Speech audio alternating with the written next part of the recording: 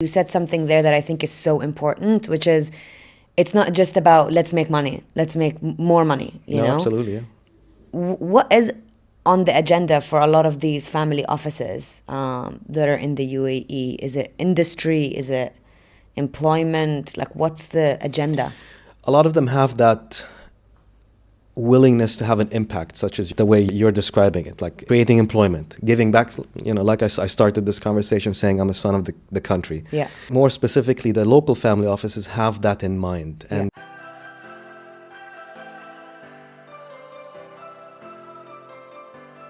Thank you for listening to the podcast thus far. 2024, big year ahead. The one favor I would ask, if you can, if you're enjoying what you're listening to, is to press the follow and subscribe button on whatever media platform you listen to us, as it helps us grow our network and grow the podcast. So thank you and enjoy the podcast today. Hi everyone, I'm Weam Kamel, Director at Alchemy Search, the only finance and tax experts in the UAE.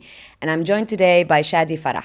Chadi began his career in the wealth management industry and private banking and has experience in major financial hubs including Toronto, Dubai, Abu Dhabi, and Singapore. Over the past 13 years, he has served as the CIO of single and multifamily offices, gaining a deep understanding of private clients, investing across various geographic and cultural settings. Now, Chadi is focused on driving change and disruption in the family office space, offering a fresh perspective built on true independence, intellectual honesty, and first principles in investment and risk management. Chadi, thank you for being here today. pleasure. It took us a really long time to But organize this. Here we are. Yeah, here we are. Thank you for having me. I think we spoke about doing this probably, 4 months ago? Before the summer. Maybe 3. Yeah, just at the beginning of summer, yes. Yeah, I remember I reached out to say, I'd really love to do an episode about family offices, and I think you'd be great in explaining all the different principles and things like that. So I'm really excited to do today's episode. We are going to touch on what family offices are, the differences between family offices, family businesses, family holdings. Yes. And just to go into a little bit more detail about how you guys do things differently and what's this new perspective that you guys have. You've been here in the region for a really long time, so I think you'll be able to give a lot of insight to people and our listeners about these specific intricacies. So, let's just get right into the episode. So you've been in Abu Dhabi for how long? Abu Dhabi, Dubai, where are you based now and what are you doing now? Let's kick off there. You said for a long time. In Yeah. fact, I was born in the UAE. I was born in Abu Dhabi, lived all my life here, so I'm a son of this country. Being so, I understand the business acumen and even more so the personal interests and personal goals of not only locals here, but the people who are driven to be in this country and call it their own as well. So very proud to call myself, a local son of this country. And because of that, we give back, right? And be part of that community in different ways. And the way that we try to do it is to be a little different and contribute ourselves. If I was taught one thing by the leadership of this country is that if you work hard, you contribute towards the community, give back in terms of either you employ people back to what you are doing, either by the workforce you employ or by the ideas you are, promulgating, they support you 100%. And that's why, we started our own business. A little different to the mundane way of how family offices are being run.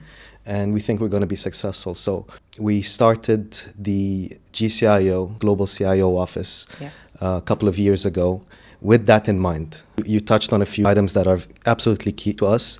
True independence, first principles in investment management and risk management. Yeah. I started my career working for private banks and wealth management. And that was years ago. That was in 2003 all the way to 2010. That's when I worked for your typical private banking environment, your typical wealth management environment that catered to some of these family offices, right?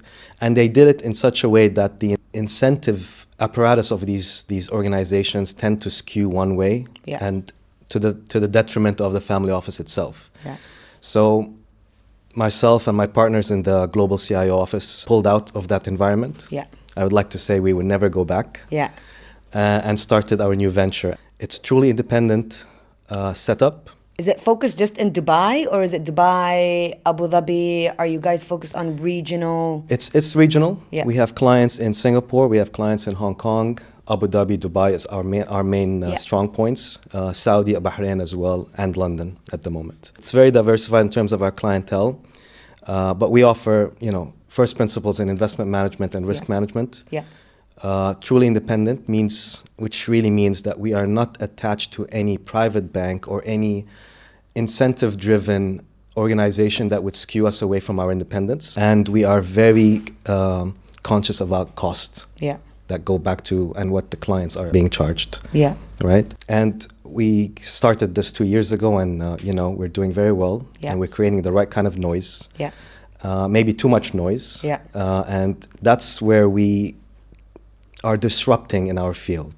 Clients are realizing, family offices are realizing that they either are paying too much or they're not getting the independent advice that they should be getting. Yeah. And they're trying to find the right results.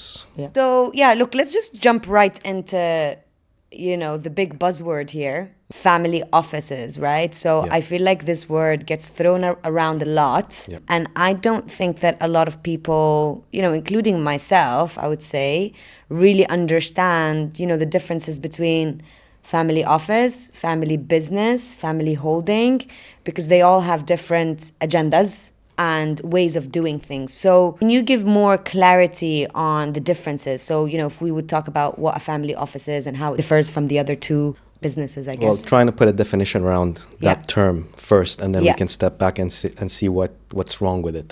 In my opinion, a family office is when you have two sets of complexities within a family setup. Family being, a group of family that has one, a valuable source of wealth, a complex source of wealth and platform. So portfolios, investments, instruments, asset classes, you name it.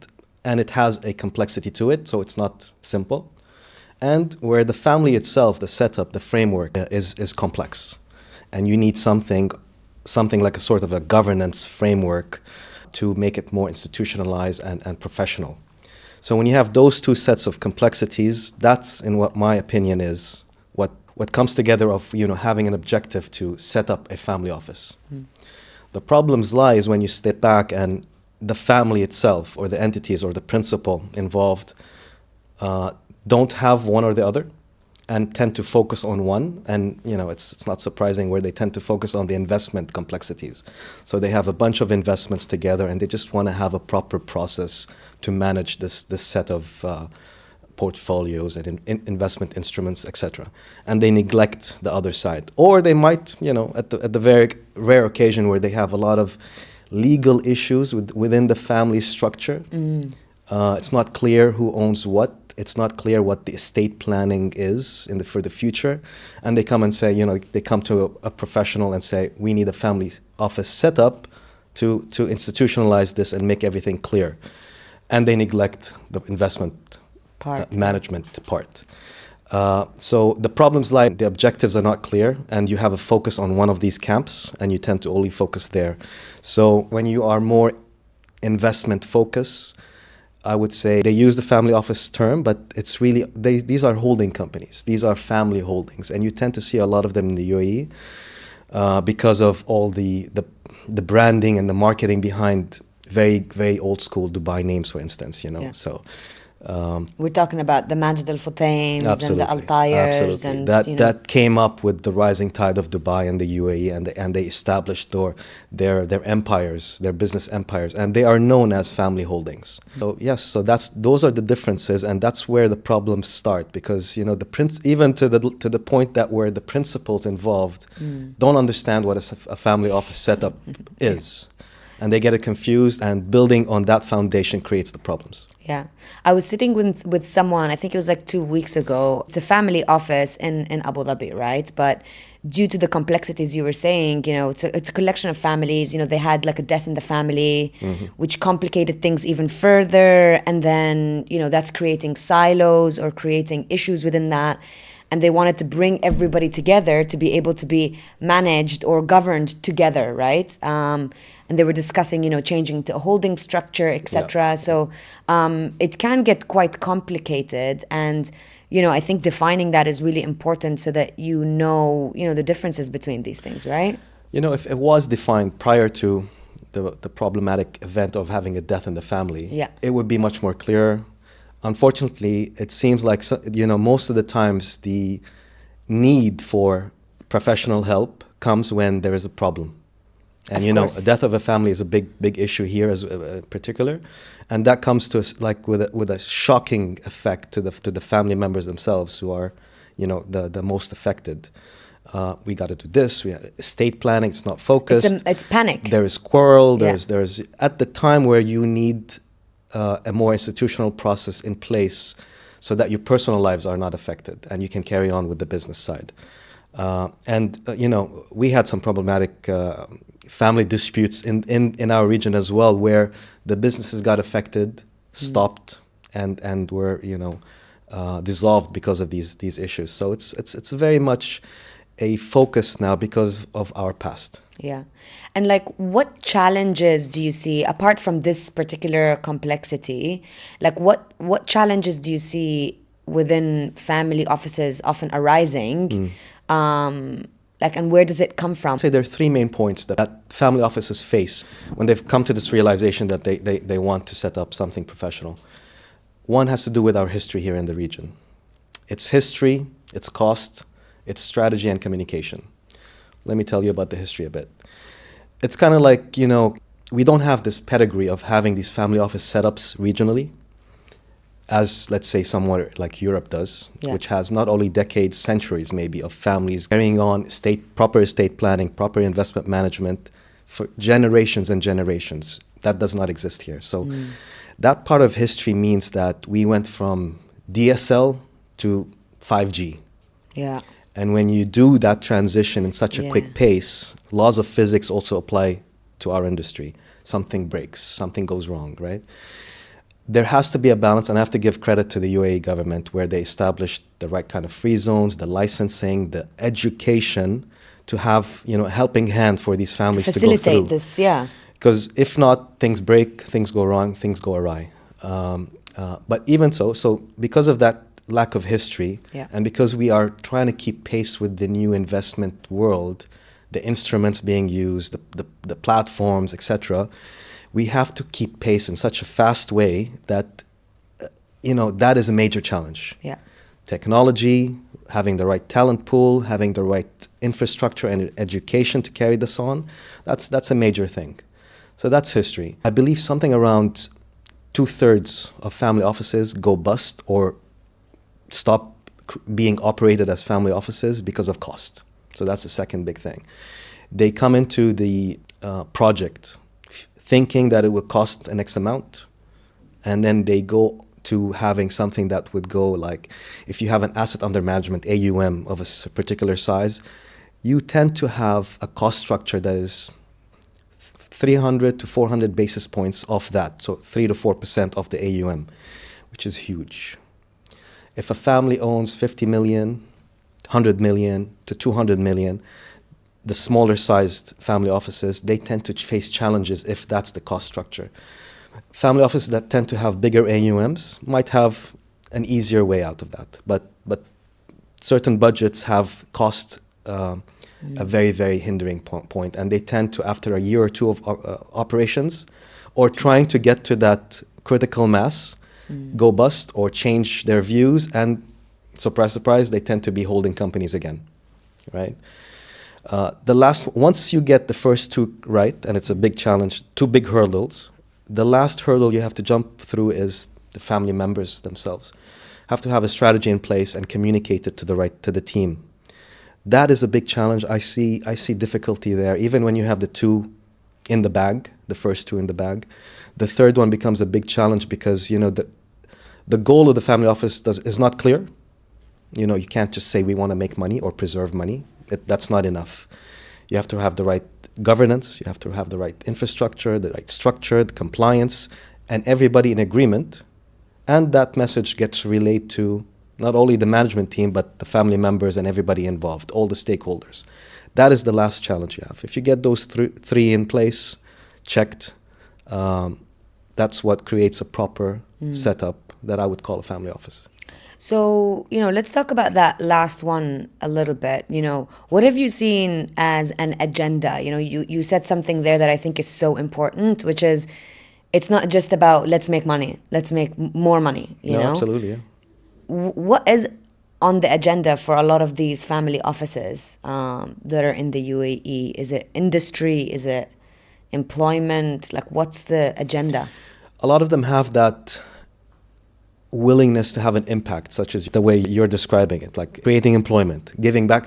Like I started this conversation saying I'm a son of the country. Yeah. More specifically, the local family offices have that in mind, and they are incentivized by leadership, either from Abu Dhabi or Dubai in particular, to build up their family offices with that vision in place, where you are employing locals, you're employing candidates from a talent pool that's ingrown in the UAE and elsewhere, bringing them to the UAE and creating this community, right? Goes beyond an ecosystem. Enrich the country itself by bringing the proper people in place, either locally or sourced from outside, and giving back, right? And being in the right industry. So some of them might have particular interests in hospitality, healthcare, education, not just from a business point of view, but from a personal point of view, where they say, I want to do better in education. I think there's a problem there. We have the resources, we have the capability, we have the talent pool. Let's influence that. Yeah. And that's their part of giving back. So it's absolutely right. It's not about making money alone. When you're at that size, you have enough money to keep you happy in the financial sense, right? But you want to be more impactful in the other aspects of life. So that creation of a family office setup should have that sort of impact. Yeah, it's Absolutely. like financial gain plus. It needs to be something else. It cannot be just financial gain as well. And it's a full circle, right? It will come back as a financial gain. Some byproduct of some good initiative will be that, for sure. Yeah. Do you see a difference between family offices that are, given that you lived or you're in between, let's say, Dubai and Abu Dhabi, Yes. or have been for, the majority? For those making the commute every day, I feel your pain. I understand it. A good podcast such as this one can help. Yeah, exactly. I do the commute as well, right? Yes. Sometimes it's not every day. Yes. But I do the commute, and I always listen to podcasts on the way. I mean, it's a good time to play something, Yes. But what difference do you see, like, between Abu Dhabi, Dubai, within family office businesses and things like that? Like, what, maybe in the agenda or maybe in the way that they operate? Do you see? Is there a difference? I don't know. There is a difference, but competition is just the way they are being driven, both sides, and they absolutely love it and treasure it. They hold the bull by the horns. Yeah.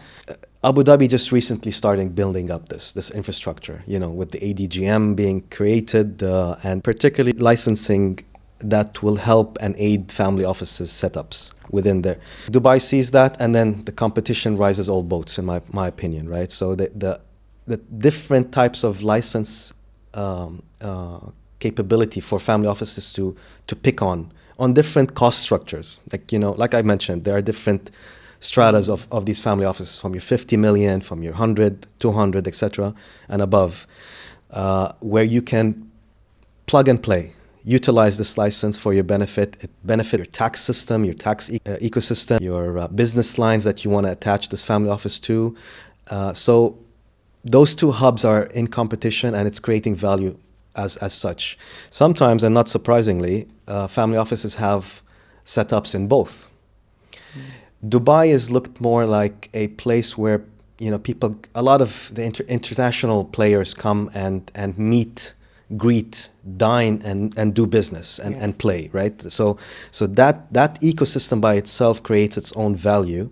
So you have to have, even the Abu Dhabi families have a satellite, office here, and vice versa. And Abu Dhabi, with this new slogan, which I absolutely support and love, they're calling themselves the capital of capital at the moment, right? And it's because they are in the midst of all the chaos around us. Who came up with this, by the way? capital of capital? Because Leader- honestly, it's everywhere. Leadership in ADGM. Yeah. Because they want to be the gravity that pulls where capital needs to be for safety, for protection, for proper institutional groundwork and foundation that's required to manage this capital. They want to be that. So they're calling themselves capital of capital, and it's particularly towards the ADGM setup. Yeah. With that, with like I was saying, like, you have so much chaos, so much uncertainty around us. Abu Dhabi in particular is becoming a beacon of certainty, of stability, of Yeah. security. In the last couple of months, I've seen a couple of family offices as well set up, like from Africa, from the US, Absolutely, from like... absolutely. When you have the likes of huge hedge funds setting up in ADGM, when you have the likes of huge asset management companies setting up both in DIFC and ADGM, yes, what follows, like, you have the right products, infrastructure, governance, family offices will follow. Yeah. Very, And very like you said, interesting. like, African family offices need to be here. The Levant need to be here. The GCC need to be here. Because of the marketing powerhouse that Dubai is, and because of the strong infrastructure that Abu Dhabi holds as well. So this combination is absolutely a balance that is a force of reckoning. You've been in this space for quite a long time, right? Do you feel like probably in the last 5 years it accelerated quite a lot? Like just a lot more family offices, or has it just always been happening, just not really advertised? Or how did that, happen?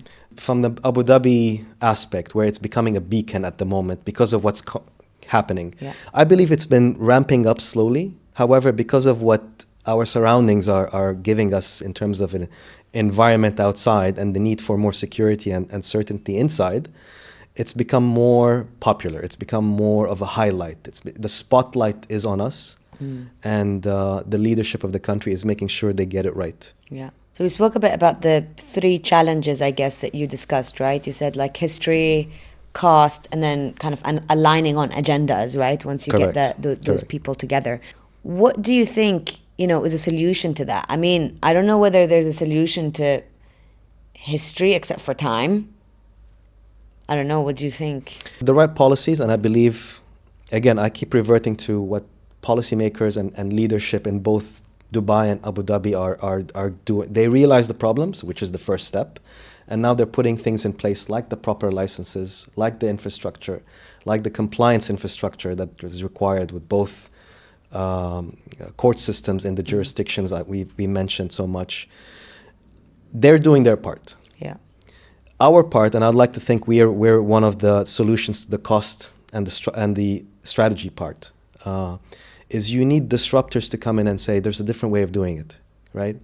It's not going to cost you 500 basis points to run a family office that will break the bank at the end of the day, or it just doesn't make it efficient in the eyes of the principals and stakeholders after a year or two, and then the whole setup collapse. Yeah. We are disrupting, or we are changing the industry for the better, I think, because we are outsourced CIOs. So instead of that setup costing you so much, you get an independent view, truly independent, not attached to any product, business, or private bank that's aligned with your strategy and communication. It goes back to that third point. And you're getting it at a price where it makes it more feasible, and you can take slices of what you need. Sometimes you hire a full capable CIO with his team, where you just need a slice of a particular job or project, or within the year you need slices of that, and then maybe you pick it up at the last quarter, the full proposition. Yeah. So services like us that are outsourced, that are more flexible, more nimble, that can help, in particular the new family offices that are coming and just have too much going on and they don't understand what they want and need at the beginning. Implementing a strategy, you don't bring in a team day one, the chicken and egg problem. We kind of solve that for you as well. There's somebody that's done it. We've been here for so many years. We understand what works and what doesn't work, even more importantly. And we can offer that solution to family office. So we can help with the two. I believe the UAE is doing it right for the first part, and services like ours should be more supported to help the infrastructure come up. Yeah. I mean, I am a very big fan of outsourcing such services because it's the same as us, right? We Yeah. are, we're not a full-time cost to your business because I don't need to be on the payroll every single month for Yeah. 3-4 years. You're I on come it when you're needed, Yeah. and when you create the biggest bang for the buck. Yeah. And that's the value proposition that we also offer. Absolutely, we're on the same boat. So what's the plan for you guys at the moment? So, what's We are trying what's to next? we're trying to keep pace with the fast pace that I mentioned, going from DSL to 5G at the moment, because of the pace that the educational process is going to take a bit of work. Yeah. It's our job right now, and what I'm focused on, and the team members of the GCIO are focused on, is getting the awareness out. That's number one, that we're here, and we are very professional and institutional in what we do. Yeah. And we're offering it to you at the price and flexibility that you need. Yeah. So that marketing, promotion, awareness, education bit is what we are focused on at the moment, and we're getting a lot of traction because we're doing it this way. That's really good. Yeah, on a lighter note, I've got some questions for you Sure. to get to know you a little bit better. Okay. First of all, do you have anything on your reading list that you're reading right now? Like any books that you would recommend maybe to this topic or to maybe other topics, whatever it is? To be honest with you, I'm a little disappointed on what the book offering is at the moment. The new books, I would say. Yeah. So I am currently rereading one that I was very influenced by, which one of my favorite authors is Nassim Taleb, and Anti-Fragile is one of my go-to books when all else fails. I'm rereading that, and maybe it's at the right time because we're at this time where we need to not just be robust in what we do, particularly in our business sense, and with our new business setup, it's very, very helpful. But we need to be anti-fragile. We need to cope with those pressures and turn them around to make them value points for us and take advantage of them. And that's one book I would recommend for people who haven't read it. Read it now. Yeah, rereading it means it must be good. It must be good. Absolutely. When you reread a book, you know that there's something there that you keep learning every time you go to. Yeah, it's like watching a series again or watching a movie again or something like that. Yes, And it's like, yes. you know what? That's when you know it's actually really good. Because if you watch something once, you're like, you know what? I'm done with that. I don't want to go back to it. So that's a good recommendation. And then if you weren't doing what you're doing today, working with family offices, helping, Abu Dhabi and the UAE just generally get to that stage, like what else would you be doing? I would like to say I would finally learn how to properly play the guitar, and somewhere in Thailand on the beach practicing all day. Yeah. But I would probably do that for a week and come back kicking and screaming. In all seriousness, I would definitely find a way to disrupt or change the old way of doing things and keep up with the pace that the world is going with in investment management, risk management, and going back to first principles. I'd find a way of getting into that, either by starting up my own company. Sounds like you're in the right place in a different field, maybe some, another catchphrase, fintech, to disrupt that world, or in asset management and disrupting it with technology of some way. And there's a ton of teams and individuals that are doing amazing stuff in the UAE. I'll definitely be a part of some team to bring some influence. Again, it's all about giving back in the right way to the community, and I'll find a way to contribute and get into mischief that way. Yeah. I think we're very lucky to be in the UAE because the stuff that's happening around us is amazing, and I think it's quite inspiring as well. It is. And I'm really excited to see where we go in 5 years, 10 years, 15 years time, because it is going to be, completely different landscape to what it is today. Oh, 100%. Onwards and upwards. I definitely believe that. Well, look, thank you so much for coming on today. Absolute pleasure. Thank you. Giving all that information. So obviously, if there's anybody that's listening to this that needs any help with their family office, or, that want to know further details about what Chadi and his business is doing, please feel free to reach out to him and view their website, etc. I hope that this episode was very helpful to everybody that's listening, to maybe shed some light on how, family offices operate and the differences between them. Please stay tuned and see you on the next episode.